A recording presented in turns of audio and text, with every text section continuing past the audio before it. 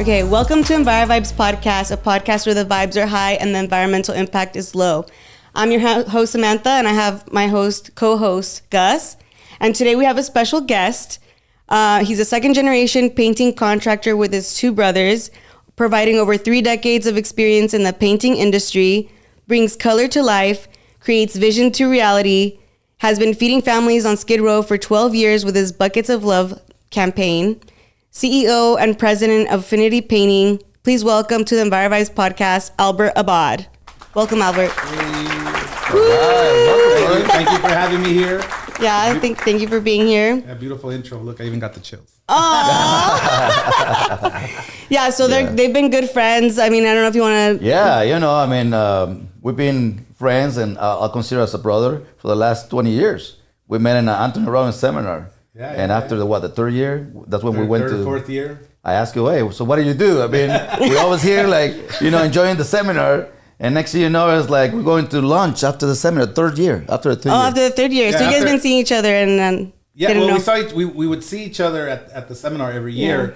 And like you said, 3 years later, I'm like, hey, what do you do for a living?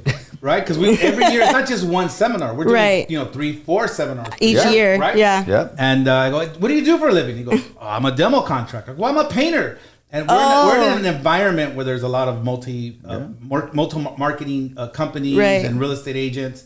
So our industry is very... kind of mixed a little bit, We're in the construction industry, so we relate a lot. Oh, that's crazy. So we said, let's have lunch. And we had lunch. And they said, let's plan on attending a seminar together as a team. Yeah. And next thing you know, we went to Miami and did the business mastery. With my sister Liz.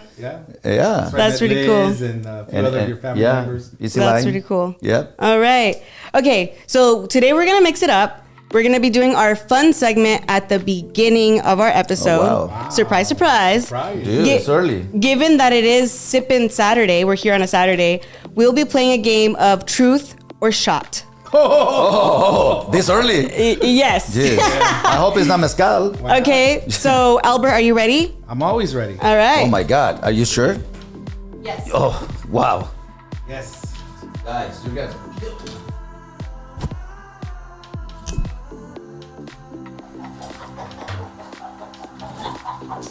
Oh, what's that? Oh my God!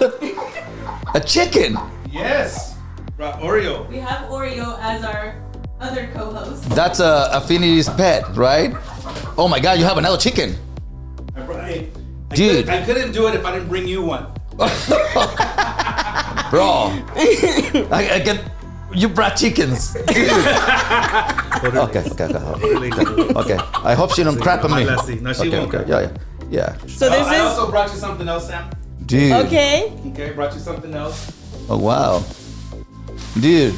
Chickens in a podcast. Something very special from Oreo.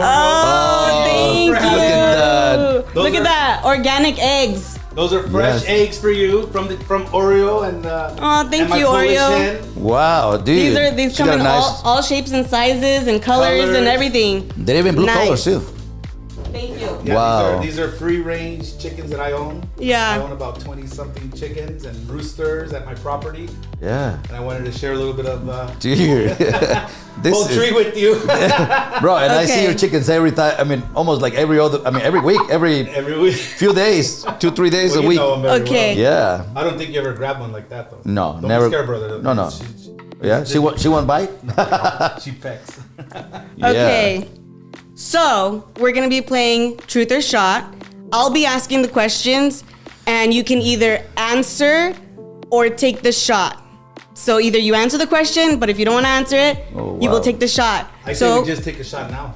Yeah, sure? Let's do it. Yeah. All right, Albert, you do the honors. I'm grabbing your chicken, so you have to. I guess you have to serve it, brother. Like at every family party, I'm the bartender. There we go. And the chicken monster. Thank you. There you go. All right, Oreo. Okay. Oh no, you're not going Oreo's anywhere. chilling. Oh, bro, just like that. Okay. Don't sip my tequila. No, we don't want see the chickens. shots, man. These are quality shots. Quality shots right here. Awesome. It's all about quality. All right, cheers. Salud. All right, salud. Cheers. Salud. I know you can't come over here. I'm hugging my chicken here. All right, ready, all right, go. 1, 2, 3. Woo! All right. Dude. All right. First question, guys. I kind of like her. Is it a girl or boy? Girl. She laid those eggs. No. She actually lays the blue ones. Oh, yeah? Oh, okay. Oh, cool. All right. Okay. What's one business decision that you regret the most? Either you answer it or you take a shot. Who goes first? Or you take a shot if you don't want to answer it. Well, I'll answer the question. Okay. Because in honor of Wayne Gretzky, right? Mm-hmm. Every shot you don't take, right, you miss. So I miss. I guess one thing I would regret is not going after those projects, or that are probably more challenging, or the easier ones, because it's revenue. Yeah. Mm-hmm. Yeah, so that would be one of the decisions I would regret. Okay. Being a little bit more aggressive. Okay. What about you? Me, business I regret. Business decision, yeah. Business decision. That I will. It's really tough because I'm a risk taker, right? And sometimes I didn't think about it. I just go there. Oh, I always assess it and. Whoa. Okay. She got mad. Relax. Dude. She didn't like that. She didn't like your answer. No, she didn't my answer. Okay, then change. Don't choke. No. I don't choke the chicken. Don't choke the chicken. No. Yeah, just. Oh yeah, just. Relax. Yeah. Okay. Wow. Now I got all the. Dude, look at this. Oh my God. Get him the towel. Okay, right. So are you gonna answer or are you gonna take a shot? Just take the shot. You know what? I'll take the shot. Okay, go ahead. Oh, well. Okay. Not a baby shot, eh? No. It's not a baby shot. Okay, go for it. All right. Plus the bottle's already empty. A lot of quality. Right here. Yeah. Salute. Cheers. Yep. All right. Right after my coffee. Oh, yes. Okay, next question. Dude. What's the craziest thing you've done to win a bid or a contract? Craziest thing you've done Crazy things I'm done. to win a bid or a contract. You know what? That's interesting. I did that in many years ago. That was a church in San Juan Capistrano, and I put in the proposal that will move them out of the building was occupied with furniture. So I put in my proposal that, and from quality environmental security, we're gonna move all the furniture, to be able to do the work. And that was probably a few $1,000s, effort. Oh, okay. So you had to put in your own money in order to move their furniture. Correct. And it's all to help the community because that was a church. Right. So I want to do something to give back because they, they're very limited in their budgets. Mm-hmm. So I said, there's 3 contractors. If we do the work, I will help. From our people and from us, to help, and we win the project. Huh. All right. Yeah, that was, many other things, but this is one good example. Yeah, that is especially helping the community. Yeah, you want to make sure that you're helping the community and be involved. Yes. Okay, I like that. What about you, Albert? Craziest thing would be desperation. When you're in a situation and you're desperate and you decide to move forward with the project, knowing that you don't really have a rapport maybe with the contractor. It's your first job with the contractor. There might be unforeseen situations, change orders, especially in our industry, because we come in at the final, we come in at the end, we make it look beautiful. And come in and clean up and touch up everything. Make sure it looks good, presentable, and ready to go. When you walk in, you guys do the demo of the agreement. Yeah. You guys are the first ones on. Right. I'm the last one. Yeah. So it's the finisher. I'm the finisher. Right. Exactly. So out of desperation, you say, we need the work, let's do it. I want to do the same thing, keep my employees busy, add more value. Okay. All right. Well, let's go to the next one. Have you ever exaggerated your business success to impress someone? Never. Really? To impress someone? Look, I mean, all the time. We do it all the time. I mean, if come you're on. not selling, you're not closing. well, yeah, but I mean, what do I have to impress? I mean, about something that I don't do? Yeah. You know, Right. Okay. I mean, in a way, whatever I promise, we do. Oh, yeah. Well, That's exaggerate true. probably, you know what? No. Exaggerate your business success to impress somebody else. Oh. Like, You're on a date and you're Well, no, I telling don't. someone. Come on, dude. Yeah, no, not at all. No, okay. No. Okay. No? You know? No. Okay. Yeah. All right, next question then. Next question. What was the most unethical thing you've seen another business do? Unethical I see it all thing. the time. Oh, I see it all the time. I see it all the time, I too. see it all the time. But you Okay, can so start. For us, We don't have to mention companies, but Yeah, don't mention companies. companies. Of course not. Oh, there's great companies like ours, and you know that, or some of our competitors are also holding the standard in our industry. But there's some that just in my industry,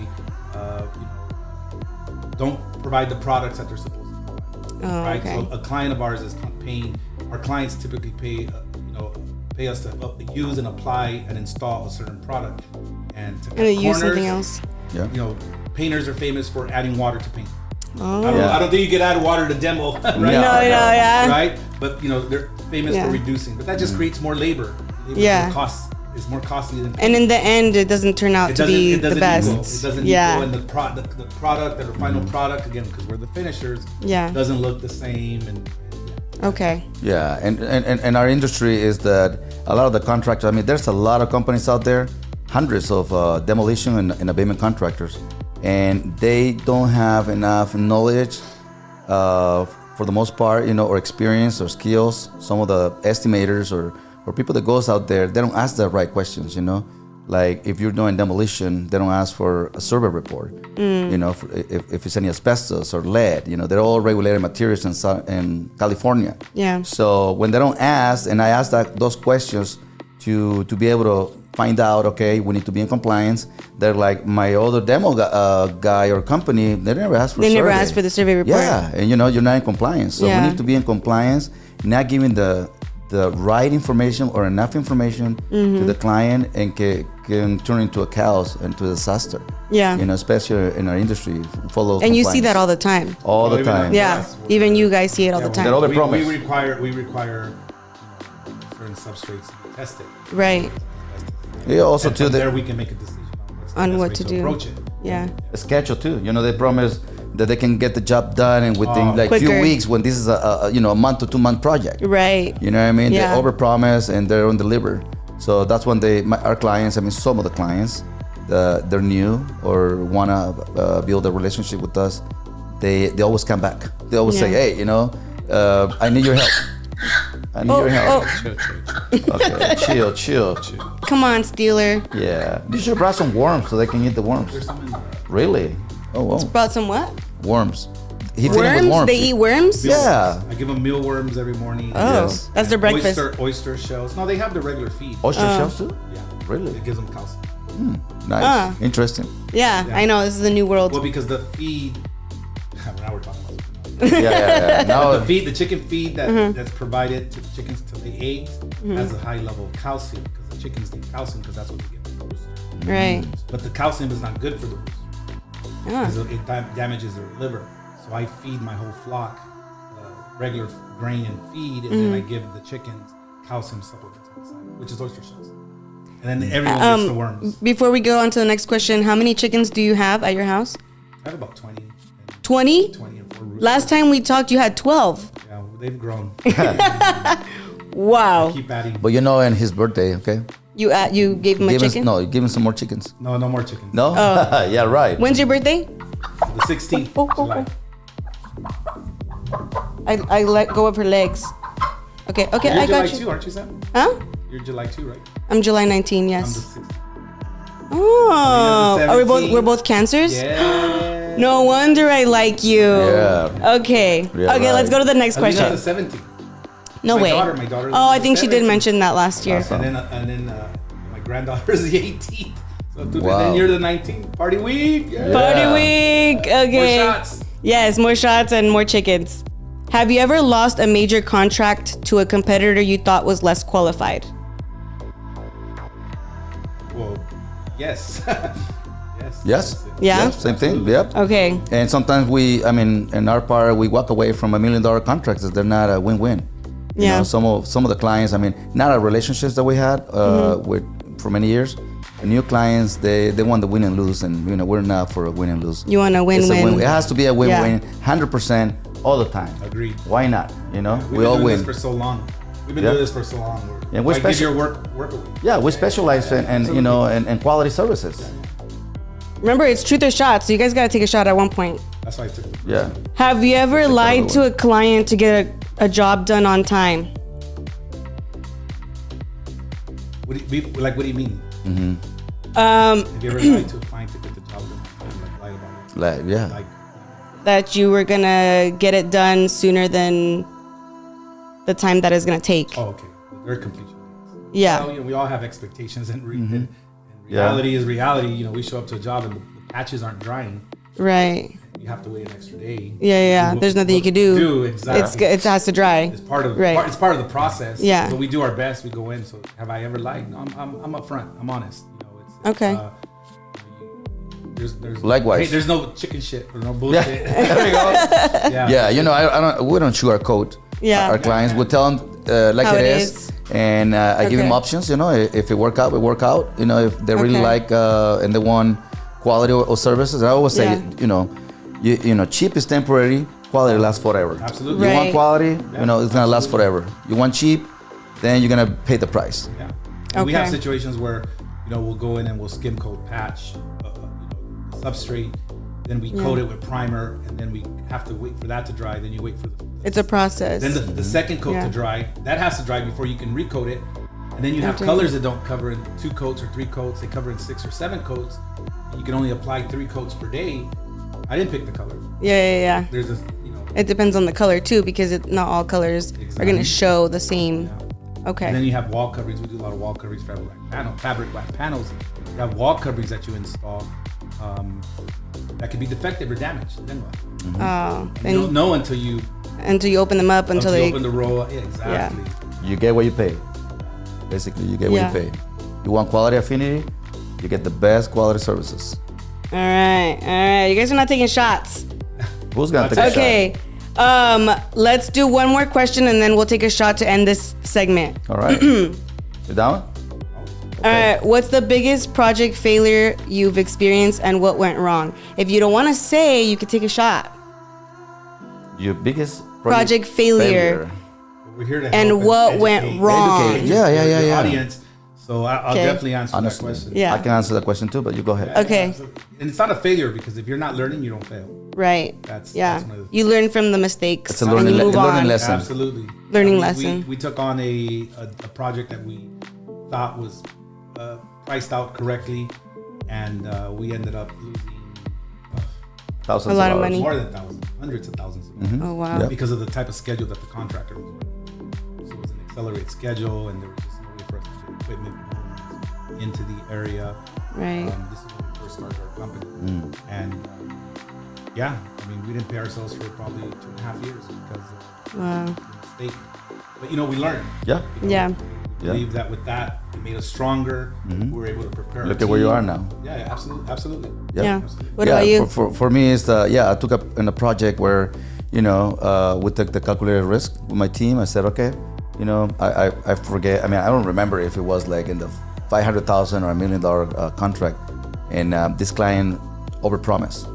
Don't worry, just we're gonna compensate you with change orders. We're very tight, and we didn't have no cushion for any mistakes, because we always have contingencies in the contract to make sure if it's something that is additional, if it's doable, we'll help them. We include it in the price, because we have a great relationship.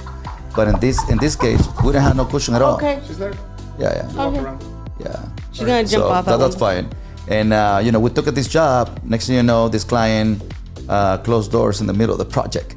So we ended up suing, and luckily they have a bond, and we were able to collect our money. But that was like after a year and a half. Wait. So they closed doors, so that company no longer existed. They no longer. And then you were like, oh no, like how are we gonna collect our money? Correct. And then there was a bond in place, so you were able to somehow. It was a government project, so we always get our money, but it takes time. Right. Time and documents, and it's a big It's a long process. It's a long process, but luckily we got paid. And for the amount of profit that you're making on the job and the time that it takes to collect, it make it even. Like that was a cost. I've had to do that as well, where we had to go after the bond because the contractor disappears and you go under. But thanks to that, we become wiser, more skilled, experienced. We share in the round table in our companies, right? To be able to we basically look at the profile of our client, and we make sure that we know if it's a good company with morals and principles and values. Yeah. And the project, we as, again, going back. She looked like a bird. Well, she's a bird. She looks like a bird. Yeah, well, she's a bird. Well, she's a bird. Yeah. Yeah, for us, because we go in and we do the finishes. Right. We want to protect our client. That's where the win-win comes from. That's right. Yeah. We want to protect for them to succeed and us to succeed as well. Right. We have allowances that we add in the contract for touch-ups. Repainting, touch-ups, okay. Right? It's a lot different. It only covers so much, right, depending on how the other trades come in. But we always look at their best interest and our best interest. Sure. Is she gonna jump off? Probably. Yeah, she'll that's okay. Okay. All right, let's take. She's gonna fart in your face. Let's take one last. It does look like it. Let's take one last shot before we move on to the next segment. I'll serve it. Do the honors, bartender. All right. Let me shot of my Your shirt. My shirt. Yeah, don't choke the chicken. Oh, whoa. Let it go. Okay.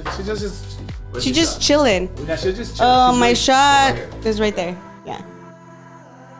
I rescued that chicken, Sam. This one? Yeah. Where did you find her? At the park? I found 3 chickens at the park. Boom. At the park, just random. Random. All right.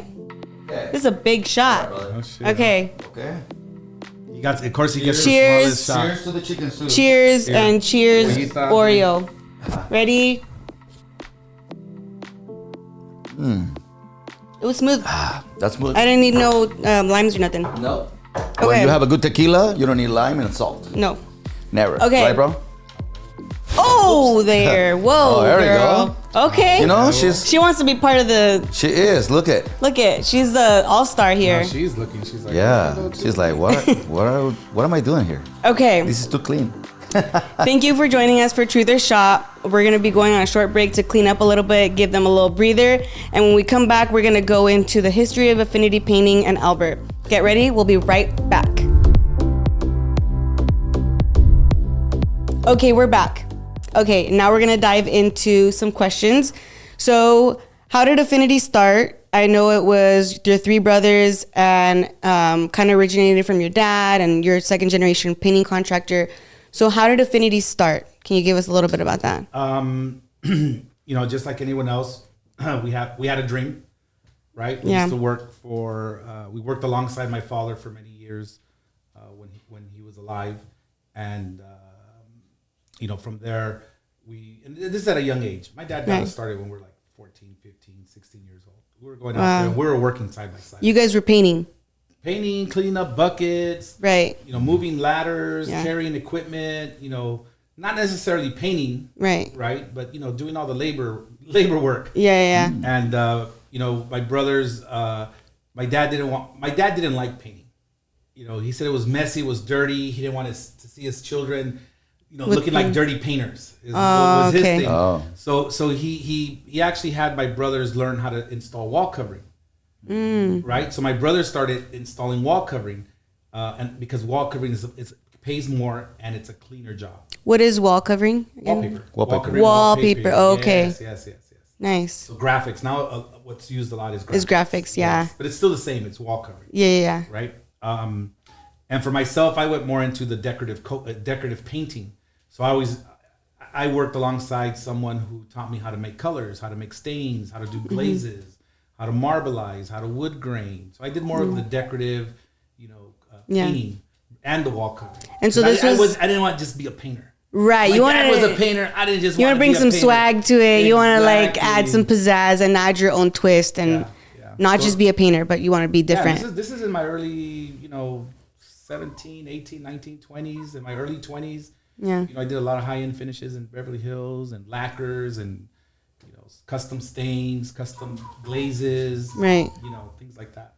So this company was started by you and your brothers or your dad? No, me and my brothers. You and your brothers. Yeah, because okay. we started just like anyone else. You start picking up little side jobs here and there. Right.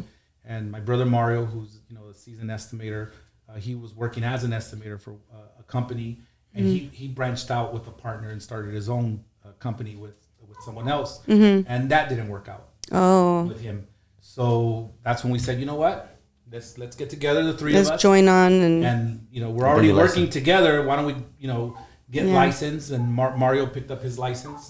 Wow. Because Mario was always the estimator and had tons of collections. He has a great personality, right? Yeah. And people love Mario. Oh, I know you, bro. I mean, he's super cool. Great guy. So, but we weren't licensed. Yeah. So Mario, went out and got his license. Went out and got his license, and then from there, we started our first company. This is back in the late '90s, right? And this was Affinity. No, this was. It was a different one. Yeah, okay. A different company. And then, wow! I didn't know that. Yeah. They rebranded. Yeah. Mm-hmm. We rebranded with Affinity when the recession hit in 2009. Wow. Yeah, because we had a bunch of contractors that went under during the recession. It was that just wiped us out. Risky. We were owed so much money for some risky projects that we had Right. performed. So you had to rebrand and switch it up and start all over, kind of. Yeah, and by that time, we were running probably close to 200 employees. Wow. Between the three of us, and That's crazy. And we were all licensed. Yeah. My brother Mario, my brother Daniel, is also a seasoned estimator who now runs the field. And myself, all three of us got licensed. So we're all licensed. We all have an active license. And I remember back in those days, I mean, the general contractors were like asking us for too many discounts and, and sharpen your pencil. We don't have no room for any errors, there were no cushion. We were risking too much. And contractors were giving their prices 30%, 40%, 50% lower. Yeah. So the residential industry contractors were coming to our territory where all the government jobs. So they didn't know how to deal with compliance. Right, because it's different. It's a whole new ball game. It's a different new ball game. So they kind of like damage our industry where we're a high-end, high quality and different level, government contractors. And it affected a lot of our contracts. We lost a lot of contracts back in those days. It was very risky. During the recession? And companies too, they were closing. Yeah, a little bit before. We did a lot of commercial work, high-rise, healthcare, just like you guys. Public, private, schools. I could name some hotels that we've done that you'll be surprised that we've touched and had the privilege of working in. Yeah, that's amazing. Yeah, so and we didn't even do residential. Yeah, we did high-end residential. Yeah, like J-Lo's house or like. No, I signed the what is it, a non-disclosure NDA. Oh yeah, you can't say that. We can't say nothing. Exactly. Right, Yeah. you can't say what superstar, but some superstar. I would like to ask. Elbows, I would like to ask you something. So how do you consider yourself? Because you're not just a painting contractor. Can you define yourself? What are you? I know what you do, but what to everybody understand? You're not just a painter. How do you describe yourself and your industry and your company? I always say, we set the standard in our industry. When it comes to paint, it's about protecting, beautifying, and preserving. And I believe that's what sets us to set the standard in our industry. Yeah. We specifically focus on specific marketplaces, and I have my company divided into two divisions. One for the commercial, which is the pro, and another one for the residential, which is the home, the Affinity Home and the Affinity Pro. And with the knowledge, I didn't know that. Yeah. So we have two different divisions in our company. Okay. Yeah, and with the experience that we have, between me and my brothers, man, you're talking about 90 years of experience. That's a lot. Yeah, combined experience. Yeah, Yeah. That's not even mentioning our painters. So right, they all have like lots of experience too. A lot of skills and experience. And skills, yeah. So you're just not a painter. You're a designer too. You design depending on the character of the client or the person. The needs. Person. Correct. The needs. We work with designers. We work with designers, architects. And during this past, with this experience, I've been taught a lot. Yeah. I'll be honest with you. I've learned a lot. I've been taught a lot. I see a lot. And I feel like companies, you never stop learning. Like even us, as you grow, you never stop learning. Learning is like an everyday thing that you have. It's a journey. Yes. Chicken just pooped. Chicken just pooped. Just poop. Just poop. Okay. Yeah, not a big deal. How did you? So we already kind of dove into that a little bit earlier, but so you guys met. So now about you guys too. So you guys met at the Anthony Robbins Seminar, and you guys were going for 3 years, and then you're like, hey, well, what do you actually do for a living? Yeah. And then you guys started hanging out, and now how many years have you guys been friends? I would say 19. We went for 20 years. There's no way. Right when we started the Really? company, there was when we started Quality Environmental back in 2005.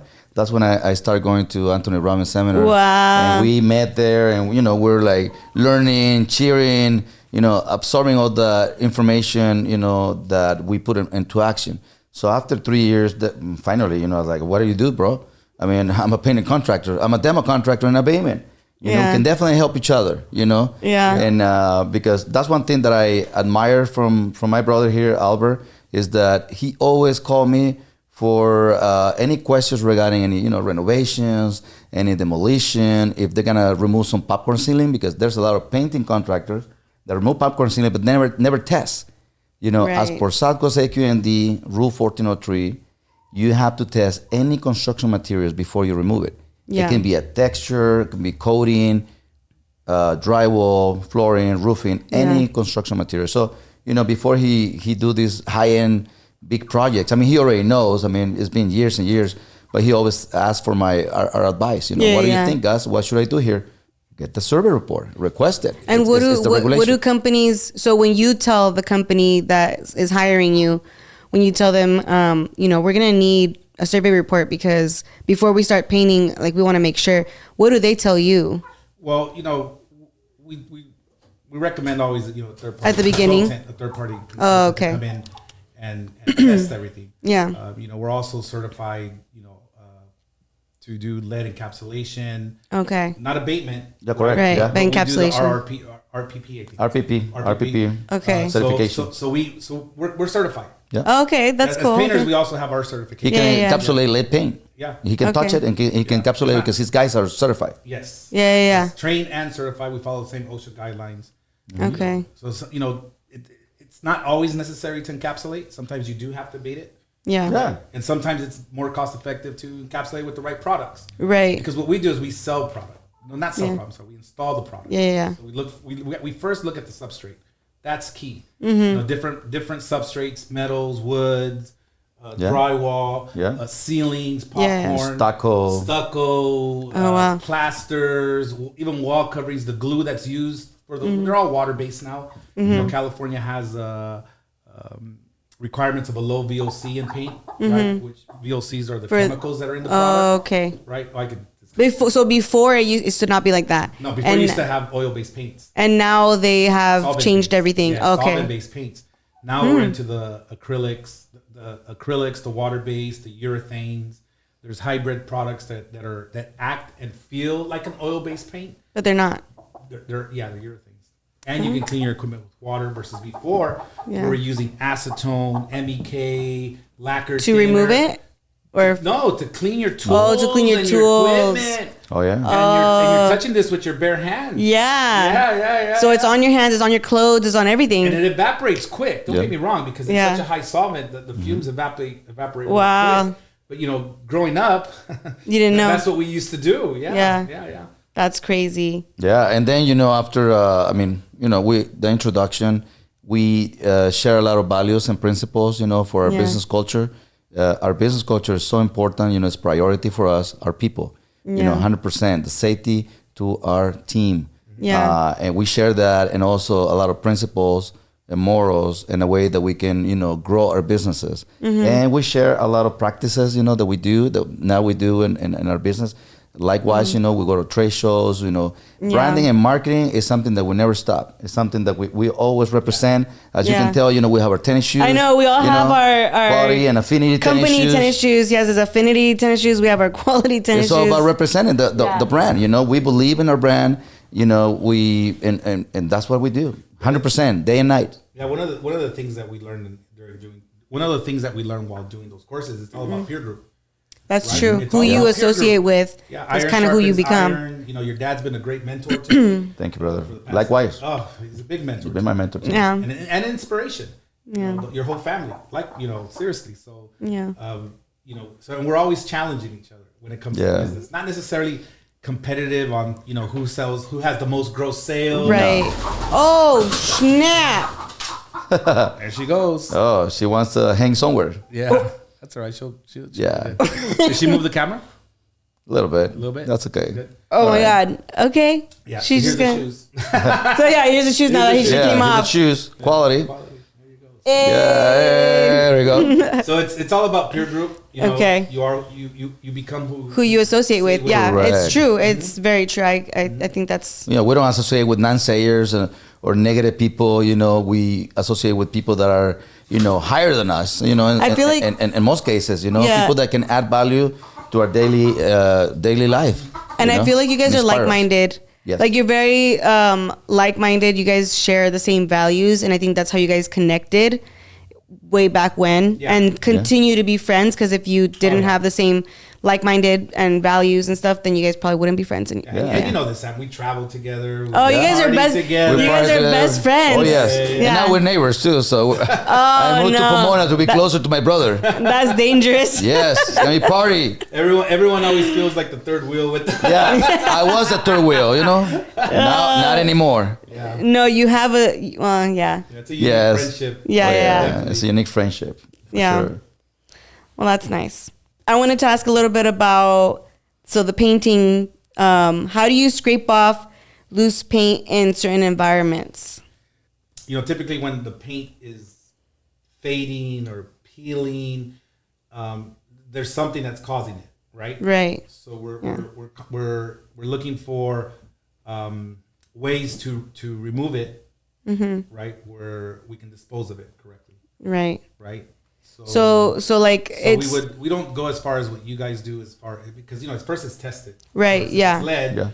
We could remove a certain section of 25 square feet or something like that. Yeah. That we can do. So we protect. We put plastic. We put drop cloths and masking. We have air humidifiers or the negative air machines. Correct. Negative air machines keep the dust down. Yes. Same thing when we're spraying and we're working. We have negative air machines. And this is for the removal of the paint. Yeah. And just so you know, that not any painting contractors use negative air machines. Really? They do use it. So they go the extra mile to bring extra equipment. Those are, HEPA filters. HEPA filters. HEPA filters. So we go a little bit above and beyond. Did you guys learn from quality, or you guys kind of just learned on?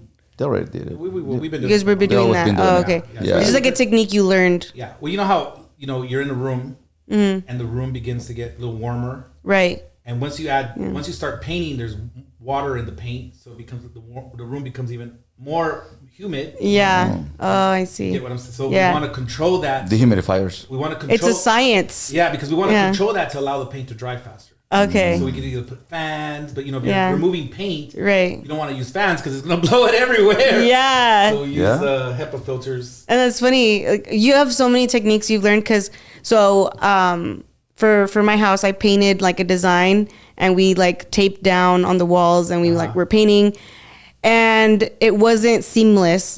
When we took the blue tape off, it seeped through, and you told us you taught us a technique, and I was like, dang, we should have hired you to do it for us. You should have called 877 Ask Me Paint. I should have called you guys. Bro, he's Albert, you are the master of your craft. Oh, thank you. Yes. And I have a lot of respect to you and your company and the family. You guys are top notch. Thank you, brother. Top notch for always sure. ready for action. Okay, so what are the next steps for Affinity Painting? Excuse me? Right. To finish off our segment, what are the next steps for Affinity Painting? Do you have any goals or anything that you want to? Yeah, absolutely. Definitely looking for. I want to expand into a new market. So we're looking at expanding into the fireproofing coating world right now. We do a little bit of it. What's fireproofing coating again?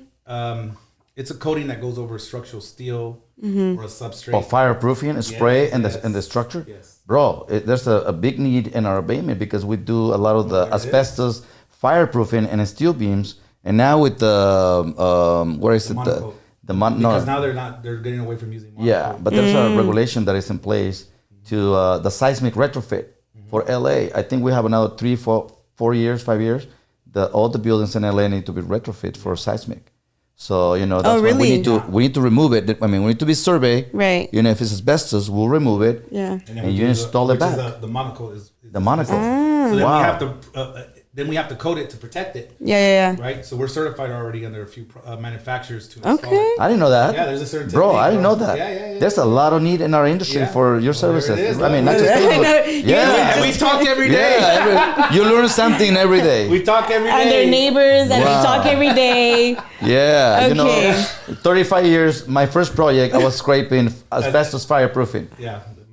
Monocle, yeah. Wow. There's new products out there now that literally expand with the heat. Mm. So you know that little firecracker that you turn on and it like burns like a little burnt snail or yeah. It's the same thing. It's just taking a nap. It foams up and then you scrape it and then all you have to do is repaint it maybe depending on how much of the product. So if you want to say to our audience, so you're gonna add that, or you already had those services. Yes, absolutely. So fireproofing. Okay. Okay, good. All right. Well, there you have it. Albert from Affinity Painting, second generation painting contractor. Where can people reach you at, Albert? Yeah, you guys can find out more by visiting www.affinity-painting.com. You could also follow us on Facebook. I am personally on LinkedIn under Albert Abad. You can also call 877-ASK-WE-PAINT. That's 877-ASK-WE-PAINT. Why don't you find out more? All right. Thank you, Albert. We hope you guys enjoyed today's podcast. Make sure to follow also Quality on all of our social media, LinkedIn and Instagram. Thank you for listening, and we'll see you guys next time. All right. Thank you, brother. Thank you. Thank you. Thank you. Thank you. You know I love you, bro. Love you too. Bye. Thank you. Boom.